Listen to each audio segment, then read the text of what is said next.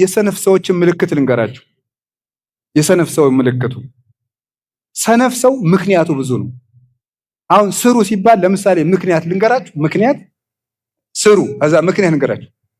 የጦርነት ወቅት እንቀጥል። ስሩ ኑሮ ተወዷል። ይሄ ምንድነው? ምክንያት ሰነፍ በላኩት ጊዜ ያመካኛል ይላል ስሩ። እስቲ ጊዜው አለፍ ይበል፣ ትንሽ እንረጋጋ። ምን አስቸኮላችሁ? እዚህ ጦርነቱን በረድ ይበል ይላል። በረድ ይበል እግዚአብሔር ያብርድ። እና ተኝተን ሊበርድ ነው? እየሰራን ይብረድ እንጂ ተኝተን የምናበርደው መከራ የለም። ሰርተን ነው መከራን የምናደርገው።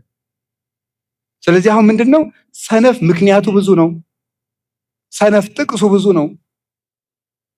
ያመካኛል። ልጅ ስለሆንኩ ነው ይላል። እኔ ገና ወጣት። እኔ አንዳንዱ ሰው ላለመሸማቀቅ እያልኩ ነው እንጂ ለምክር ሲመጣ ያው ሰው ነኝ አባ ያውቃሉ ሲለኝ ዝም በል ልለው እፋለሁ፣ ግን እንዳይሰቀቅ ዝም እላለሁ ማለት ያው ሰው ነኝ መቼም ይላል።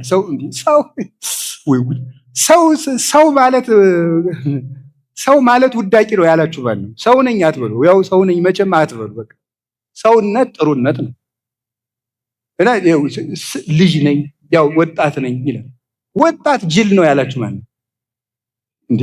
ድንግል ማርያም እኮ ወጣት ናት። ስንት ዓመቷ ነው የነበር ጌታ ስትሆን? 15 ዓመቱ። ቂርቆስ ስንት ዓመቱ ነው? ቅዱስ ጊዮርጊስ ስንት ዓመቱ ነው? አጠቃላይ ሩጫውን ሲጨርስ 27። አጠቃላይ መክብበ ሰማዕታት ሲሆን 27 ዓመቱ ነው። ልጅ ነኝ ይው ማመካኘት ነው። ደግሞ መልሳችሁ የከተማ ሰው ነኝ። ያው ከተማ ነው ታውቁታላችሁ፣ ብዙ ነው። በቃ ያው ቴክኖሎጂውም አለ እና ትምህርቱ